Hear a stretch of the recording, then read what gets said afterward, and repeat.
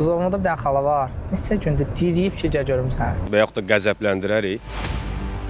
Bakılı söhbəti, rayonlu söhbəti davaya çağırırlar, qolundan tutmağa çalışdılar, ona nəsə təzyiq göstərməyə çalışdılar. Ya kimsə zərər görsün, ya nəsə konflikt baş versin. Mən rejissor, bu yazıq da aktyor, günahkar sayırıq. Bu davadalaşır, bu xəmir çox su aparacaq. Qaqa, bax, ofsada qalırsan. Yox, qardaşım. Salam RTV-nin daimi izləyiciləri, xoş gördük hər birinizi. Bugün sizə artıq bir neçə gündür sosial şəbəkələrdə müəyyən bir mövzu, belə deyək, müzakirəsinə çevrilmiş bir mövzudan danışacağıq. Ayıq Sürücü filmindəki buzovnaya gedən gəncin səhnəsi ilə bağlıdır. Əsasən buradakı buzovna sakinləri bu səhnəni çox etirazla qarşıladılar və istəyərdim ki, həmin səhnə haqqında, ümumiyyətlə həmin film haqqında, daha doğrusu serial haqqında daha geniş məlumatı filmin rejissoru Elvin bəy yanımdadır. İstəyərdim ki, bu haqda daha geniş məlumat verərdi. Burada fikriniz və baxışınız nədir? Bilirsiniz, biz bu filmi YouTube tamaşaçısı üçün çəkmişik. Film deyəndə bu silsilə şəkildə olmağı planlaşdırılıbdır. Ssenari müəllifi Əli Məmmədovdur. Biz filmi çəkəndə qətiyyən belə bir düşüncədə olmamışıq ki, kimisə ya incidərik, ya xətrinə deyərik, ya qəlbin qırarıq və yaxud da qəzəbləndirərik. Film yayımlandı. İlk 3-4 gün heç bir səs çıxmamışdı bu buzovna məsələsinə dair. Sonra kimlərsə yavaş-yavaş statuslar yazmağa başladı. Niyə məhz buzovna? Açığı əvvəl bir o qədər ciddiyə almadıq. Sonra bu məsələ şişməyə başladı. Başqa da statuslar yazıldı, rəylər yazılmağa başladı. Biz özümüz qısa açıqlamalar verdik, mən də, ssenari müəllifi də ki, yəni bu sadəcə bir filmdir. Buradakı qəhrəmanların hamısı uydurmadır. O yerdə hər hansı bir məqsəd üçün çəkilməyib, məhz buzovna olsun deyə. Sadəcə uzaq məsafəni bildirmək üçün məhz buzovna deyildi. Çünki biz şəhərin mərkəzindəydik və buzovna həqiqətən də şəhərdən uzaq bir yerdir. Açığı biz də geri addım atmırdıq.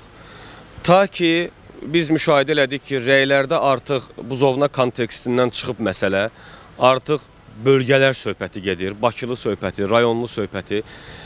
İnsanlar bir-birlərin davaya çağırırlar, tanımadığımız insanlar.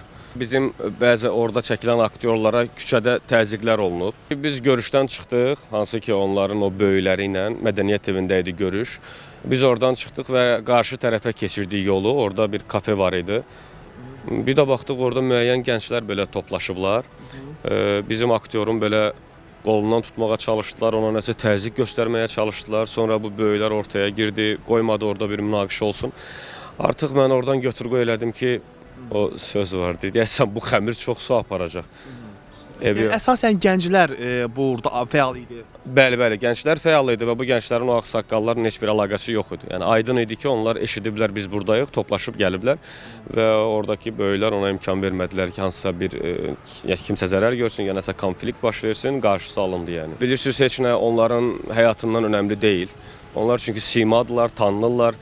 Biz hansısa bir filmi çəkib onlara həyatlarında bir problem yaratmağı heç vaxt düşünməmişik.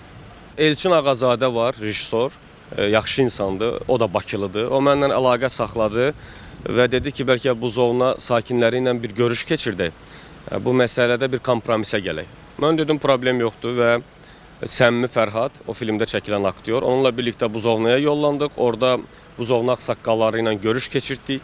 Çox səmimi bir görüş baş tutdu, çox belə qonaqpərvər davrandılar bizə. Və mən onlarda hiss elədim ki, və mən buna inandım ki, onlar həqiqi mənada narahatdılar. Yəni onların özü də hətta etiraf elədi ki, məsələ buzovna söhbətindən çıxıb artıq. Bu buzovna sözündən başlayıb deyə biz də özümüzü günahkar sayırıq bu məsələdə. Ona görə əgər mümkündürsə o buzovna adını oradan çıxardaq. Mən onlara bildirdim ki, mən filmin rejissoru olsam da filmin hüquqları məndə deyil. Film Əli Məmmədovun kanalındadır və bütün hüquqlar ondadır. O silə bilər və ya o nəyisə dəyişə bilər. Əli də açığı geri addım atmaq istəmirdi. O ümumiyyətlə filmi axıra qədər saxlamaq istəyirdi orada. Sonra mən Əli ilə danışdım, ümumi vəziyyəti də başa saldım, görüşdəki nəticəni də ona bildirdim. Hansı ki o aktyorlara olan təzyiqlər Əlini də məyus elədi. Əli ilə danışdım, o da sağ olsun anlayışla qarşıladı. O da anladı ümumi vəziyyəti və biz orada buzovna sözün başqa bir uydurma yer adı ilə əvəz elədik. Ümumiyyətlə, belə deyək, Buzovna sakinləri üçün də ümumiyyətlə düzdür, aqressiya ilə qarşılasalar da filmi çox maraqlı gözləyənlər var ki, çox maraqlı bir yerdə kəsildi. Davam etsəydi, həmin davamı, düz dediniz ki, artıq müəyyən bir hissədə çəkilib, davamı necə olacaqdı? Əslində düşünmüşdük ki, biz hansı ki onların axtarışları davam eləyəcəkdi. Yəni o ayıq sürücünün arxasınca qaçan qardaşların ayıq sürücünün axtarışları davam eləyəcəkdi. Amma sonra da düşündük ki, ikincisini tamam başqa bir bölüm çəkək, ümumiyyətlə başqa bir ssenari. Əslində tamaşaçının çoxuna görə film orada bitmiş sayılır. Tamam da bu qaçdı, onlar da qovdu, tuta bilmədilər. Yenə də təbii ki, ayıq sürücü ölməməlidir. Çünki bunun üçüncüsünü çəkməliyik.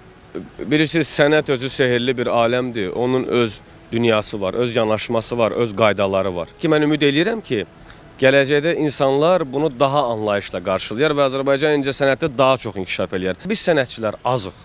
Biz hamımız hər kəsi inandırmalıyıq ki, bu sadəcə bir kinodur.